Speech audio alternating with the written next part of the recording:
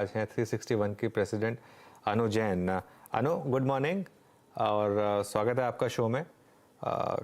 काफ़ी वॉलेटिलिटी रही है मार्केट में, 9 दिन डाउन, फिर 9 दिन अप और आज third day down.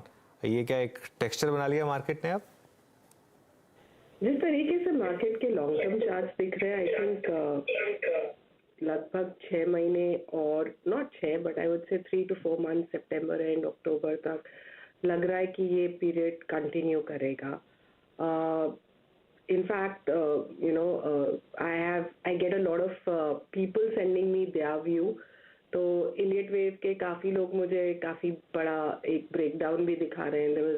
I remember, I am just sharing it, it's not my view, but किसी ने बोला है कि आईसीआईसीआई बैंक ऐसे 20% गिरेगा। तो मैं देखती रहती हूँ, समझती रहती हूँ, लेकिन जो वॉलेटिलिटी है वो चाहे आप इंटरनेशनल रीजंस की वजह से देखें, ग्लोबल जो टेंशन एक बिल्डअप हो रहा है जियोपॉलिटिकल, उस कारण से देखें, आई थिंक वो कंटिन्यू करेगा।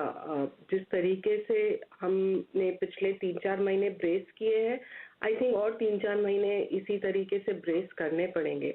जो लॉन्ग टर्म पोर्टफोलियो होल्डर्स हैं, मेरे ख्याल से आपको पेशेंस रखना पड़ेगा, बिकॉज जहाँ तक कि हमने 5 ईयर 10 ईयर बेसिस पे निफ्टी को देखा है, it always kind of smoothens out the curve. जो आप वॉलेटिलिटी एक 6 महीने 8 महीने में जीरो रिटर्न्स देखते हैं, वो मोर देन मेकअप हो जाते हैं लॉन्ग टर्म में। तो अनु, इस समय एक सेक्टर जिसने बहुत परेशान किया है वापस 52 वीक लो की तरफ, वो है आईटी, और खासतौर से इन्फोसिस ने जो एक मैसिव ब्रेकडाउन दिखाया मंडे को, उसको आप अब किस तरीके से अप्रोच कर रहे हैं? जो बेसिकली 200 वीकली एवरेज है उसके आसपास चल रहा है। जहाँ तक कि मैं देखती हूँ मिड कैप स्टॉक्स, अगर आप देखेंगे परसिस्टेंट, कोफोर्ज, जिनका इंश्योरेंस के सेक्टर पे या जो 2-3 सेक्टर्स पे जिन पे आई वुड से इन्फोसिस ने मात खाई है, टेलीकॉम पे वहाँ एक्सपोजर नहीं है, वो ठीक कर रहे हैं। बट जहाँ तक कि मेजर्स का सवाल है, खास करके इन्फोसिस का, द परफॉर्मेंस वाज लैकलस्टर। जो हम जब से the war started, there was an expectation it would impact expenditure in USA and other countries, and I think वो view played out. It could be an exceptional quarter, it could be a trend for 2 more quarters. जहाँ तक कि support का सवाल है, I think ये levels काफ़ी strong support के हैं। We were kind of seen कि पहले कब ये हुआ है, तो एक बार जब you had the tech round 2001 में और 2008-9 में, तभी ये बेसिकली ये लेवल्स या ये सपोर्ट लेवल्स जो एक टेक्निकली हैं तभी टूटे हैं। तो अभी तक ऐसा कोई सेटअप नहीं है कि वो टूटने की अंदाज़ा लगा सके। पर मेरे ख्याल से कोई खास रिटर्न भी ये सेक्टर अभी 3-4-6 महीने नहीं देगा। मिड कैप आईटी जरूर दे सकता है, बिकॉज जिस तरीके का ग्रोथ वहाँ पे है, जो हमने खास करके कोफोर्ज पे देखा है या परसिस्टेंट पे देखा है, उस तरीके से अगर चला तो मिड कैप आईटी में far outperform the large cap IT. But large cap IT आपको 5-6-7% रिटर्न दे दे इस साल, तो I think that should be a good return. Exactly Anu ji, जो अभी आप जिस एवरेज का जिक्र कर रहे थे निफ्टी आईटी के प्रोस्पेक्टिव से, दैट 200 वीक एक्सपोनेंशियल एवरेज, इस बार निफ्टी फार्मा का स्विंग भी वहीं से शुरू हुआ है। एग्जैक्टली आई थिंक मिड मार्च में वही लेवल था 200 वीक एक्सपोनेंशियल एवरेज। फार्मा के इस पुल बैक को, इस जो स्टॉक्स में विजिबल है, आप लोग एक बहुत शॉर्ट टर्म मानते हैं या फिर ये एक सीरियस पुल बैक है, यहाँ से पैसा बनने के चांसेस हैं? क्या चीज़ करना चाहिए फार्मा में इस वक्त? मेरे ख्याल से सीरियस पुल बैक है, बिकॉज आज भी सुबह हमारा जो रिसर्च नोट था वो इसेंशियली यही पॉइंट कर रहा था कि जो मार्जिन हिट्स लिए थे, खास करके जहाँ एपीआई के प्राइसेस बढ़े थे, और जो ओवरऑल सबके पास स्टॉक रहता है, तो वो इम्पैक्ट इस क्वार्टर से दिखेगा। और जो हमने 1-2 रिजल्ट्स कल से आते हुए दिखे हैं, वो मार्जिन प्रोफाइल बढ़ते हुए दिख रहा है। तो जो आपने एक पोस्ट कोविड एक हिट देखा था, एंड कल I mean this has been a positive sector, and जहाँ तक कि बड़े बिग विग्स है, एक्सेप्ट फॉर 1 or 2, सबके अब मार्जिन्स के ऊपर हिट आना काफी अनलाइकली है। तो मेरे ख्याल से you are seeing a rally come into those places, and I think it should consistently give you market positive returns. The only concern I have, which is not technical here, is in case of any geopolitical stress, the two sectors which will be impacted the most would be आपका pharma and your fine chemicals, because आपका raw material दूसरे देश से आता है, आप export एक दूसरे देश को करते हो और वो prices आपके पूरे टॉस में हो जाते हैं. तो keeping that aside, I think this is a very safe sector. तो आप यहाँ से definitely for a 3 or 4 year period आप एक इन्वेस्टमेंट कर सकते हो, जो आपने पिछले 3-4 साल में इस सेक्टर को एक्सेप्ट फॉर कोविड नहीं परफॉर्म करते हुए देखा है. बट अदरवाइज आई थिंक कि अगर वो हिट आता भी है जियोपॉलिटिकल की वजह से, तो वो एक एवरेजिंग का प्रोसेस होगा. That will be a disruption which will overall get tallied over. तो यस, आई थिंक डेफिनेटली आप जो जिस तरीके से बोल रहे हो 200 वीक मूव, वहाँ पे जो ब्रेकआउट आया है वो टू सस्टेन है. ओके, तो फार्मा में ये स्विंग अनुजी को सस्टेनेबल लगता है, इसको चेज किया जा सकता है. अच्छा अनुजी, क्योंकि पोस्ट पॉलिसी हमारा पहला इंटरेक्शन है आपके साथ, इस बार रेट पॉज जो हुआ उसके बाद रियल स्टेट स्पेस में सबसे स्ट्रॉन्ग स्विंग विजिबल है. आई मीन सबसे जो बुरा स्टॉक था, पिटा था इस दौर में, वो था गोदरेज प्रॉपर्टीज. वहाँ पे काफ़ी स्ट्रॉन्ग पुलबैक है. HFCs में और रियल स्टेट में इस वक्त आपका व्यू क्या है, यहाँ पे क्या चीज़ करना चाहिए? So as a house, we are positive on real estate. I think published reports हैं जहाँ पे DLF और Brigade हमारे top picks हैं. जिस तरीके से हमारे analysts बता रहे हैं, they are going to continue to do well. So it's a high beta, high return, high risk sector. तो जिनको interest sector में, I think it will do well.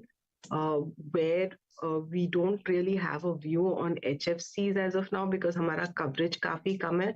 But overall जो NBFC financials है, हम उस पे positive हैं. And जो पिछले I think overall NBFCs underperformed when the interest rates were going up. You saw private banks and even PSU banks perform. So I think maybe that is a signal. And जिस तरीके से 2-3 दिन से हम सारे NBFCs को perform करते हुए देख रहे हैं, I think that could be a change in the flavor of the financials, the way they are playing. You may see NBFCs now outperform the banks. For that matter, even the insurance results which came in yesterday, तो उसके अनुसार वो companies भी लग रहा है कि आप अगर एक mid 20% का growth देख रहे हैं and stock 17-18-19 टाइम पे ट्रेड कर रहा है, तो आई थिंक वहां पे भी री रेटिंग आने की पूरी गुंजाइश है. तो फाइनेंशियल्स के ऊपर हम कंटिन्यूसली पॉजिटिव है. जस्ट नॉट, आई मीन आपने HFC पे पूछा, लेकिन मैं बेसिकली पूरे सेक्टर का आपको एक व्यू दे रही हूँ कि मेरे ख्याल से वो कंटिन्यू करेगा. एंड अगर आप देखेंगे तो that's been a lead indicator for the market. And I think that is the way we would put it instead of just looking at HFCs. Okay, metals पर क्या भी होगा आपका अनु, क्योंकि आज फिर एक मोमेंटम मेटल्स में काफी टाइम के बाद?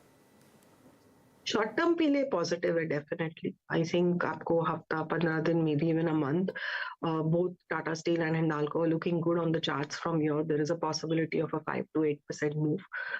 Long term के लिए it will require a lot of patience for clients who have the patience to sustain it and to pick it up slowly over the next 6 months. I think you can definitely buy here, but it's going to test your patience. But I think slowly average करने के लिए Tata Steel is good. Hindalco ने फिर भी result दिए, Tata Steel ने hardly any result दिए. तो I think ये levels ठीक है. शॉर्ट टर्म के लिए तो definitely trading opportunity है, but as an investment for a long term, I think आपको over a 6-month period, in tranches खरीदना चाहिए. ओके, ट्रांचेस खरीदना चाहिए. यहाँ पर एक और पॉकेट जहाँ पर स्ट्रेंथ लौटी है वो है सीमेंट. यहाँ पर कोई स्टॉक आपको पसंद आ रहा है या एज अ सेक्टर कोई व्यू है यहाँ पर? एक्चुअली फंडामेंटली हमारा इस सेक्टर पे view neutral to slightly negative है. तो ऐसा कुछ भी नहीं है यहाँ पे कि हम रेकमेंड कर रहे हैं. हम इंफ्रा एंड इंडस्ट्रियल्स पे पॉजिटिव है, बट उसमें with in that sector cement is not the place because हम फील कर रहे हैं कि कैपेसिटी इंक्रीजेस आएंगे while volume may grow up, but realizations and pricing may not go up. So for that reason, we are not really pushing that. But if somebody has to, then you have to go with the leaders. So Ultratech looks to be the place if somebody needs to go. But hum as such cement nahi dila rahe is समय. अच्छा अनुज जी, एक और चीज़, एक space पे जिस पे recently कुछ development हुए हैं and that's I think chemical. Price cuts के बाद टाटा केमिकल में जो 3 दिन से पिटाई हो रही है वो आई थिंक एक बड़ा मैसेज है। आप लोग इसे कैसे रीड कर रहे हैं? क्योंकि जो पोस्ट कोविड अपर स्विंग्स थे वो सस्टेन कर रहे थे हायर लेवल्स पे, लेकिन finally after these price cuts जो मैसेज दिया है स्टॉक ने, आपका केमिकल पे व्यू क्या है? 3 दिन में आपकी रीडिंग क्या कहती है? आप लोग एसआरएफ में, यूपीएल में, टाटा केमिकल में क्या कर रहे हैं इस वक्त? तो Tata chemical was not something we had recommended, but हाँ जो कल हुआ है उसके अनुसार जिस तरीके से कल 5-6% स्टॉक टूटा है, आई थिंक वो वाजिब है। And I think that is the reason I was saying कि मुझे सिर्फ एक ग्लोबल रिस्क दिख रहा है। जहां तक कि एसआरएफ का सवाल है, आई थिंक वो स्टॉक सस्टेन कर रहा है एंड सस्टेन कर जाएगा मार्जिन का। यूपीएल ऑल्सो ग्लोबली जिस तरीके से वेदर होगा उससे ज्यादा इम्पैक्ट होगा, but I think SRF is the place where we are comfortable, though it's an expensive stock. I think at this place, we are not concerned about the margins. We are not concerned about the prices. It can manage to be the leader and take it through. But the overall sector, and जो मैं कल, in fact आप जो मुझसे पूछ रहे हो, कल मैं और मेरी टीम यही बात कर रहे थे कि जिस तरीके से हम वहां पे इम्पैक्ट होंगे वो अभी तक क्लियर नहीं है. There will be within the sector, there will be some companies which will benefit a lot depending on which part of fine chemicals they are into. So while SRF is in a positive phase, UPL is in a positive phase, PI is in a positive phase, you may have certain ones like आपने देखा कि पिछले 1.5-2 साल में Deepak Nitrite has taken it on the chin, and even Deepak Fertilizer, which was being pepped as a fine chemical stock, has taken it on the chin. And it's a matter of time before these stocks have to kind of bottom out, if not start performing. तो हमारा view ये है कि global situation शायद लोगों को इन positions के ऊपर ज्यादा कॉशियस बना रहा है, एंड जो सेक्टर एक डार्लिंग ऑफ द नेशन हो गया था, वो सेक्टर में शायद अगले 6 महीने और स्ट्रेस रहे, बट एक्सेप्शंस हर सेक्टर में रहते हैं. मेरे ख्याल से एसआरएफ वो एक्सेप्शन रहेगा इस सेक्टर में. ओके अच्छा, एसआरएफ को थोड़ा सा आप डिफरेंटली प्लेस करके रीड करेंगे अनुज जी. अच्छा अनुज जी, ये आप यकीन मानिए दिसंबर नवंबर तक, आई मीन जब तक सब्सटेंशियल यूएस में रेट हाइक्स हो चुके थे, अब लग रहा था कि यहाँ से सब्सिक्वेंट रेट हाइक्स नहीं होंगे. एक फील ये बन रही थी कि गोल्ड डोमिनेट करेगा, और करा भी गोल्ड ने. गोल्ड ऑल टाइम हाई पे आया, और उस वक्त मैं खुद इनफैक्ट सोच रहा था कि जो गोल्ड फाइनेंस कंपनी है मन्नापुरम और मुथूट फाइनेंस, उसको प्ले किया जाए. लेकिन इस बार गोल्ड के इतने बड़े हिस्टोरिकल मूव के बावजूद बाजार ने रत्ती भर वेटेज नहीं दिया इन गोल्ड फाइनेंस कंपनीज को. ये अभी भी अपनी इस दौर की ट्रेजेक्ट्री पे, लोवेस्ट ट्रेजेक्ट्री पे ट्रेड कर रही हैं. अब एक खेमा ये भी कहता है कि इनका सब्सटेंशियल बिजनेस जो है वो फेडरल बैंक ले जा रहा है, दूसरे बैंक ले जा रहे हैं. लेकिन आप लोगों की क्या रीडिंग है इस वक्त मन्नापुरम और मुथूट पे?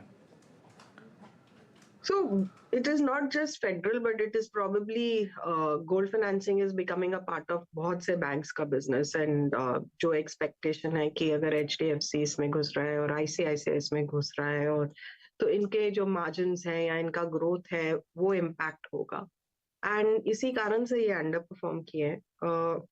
We are very neutral on this sector because हमने कभी भी actually कोई specific gold finance company किसी client को दिलाई नहीं है, ना recommend किया है.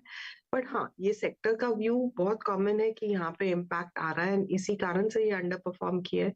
तो this is not one of the stocks that हमारे रिकमेंडेशन लिस्ट पे था, बट आई थिंक आएगा भी नहीं, given what you are saying and what our research view is. I think that is a sanguine view.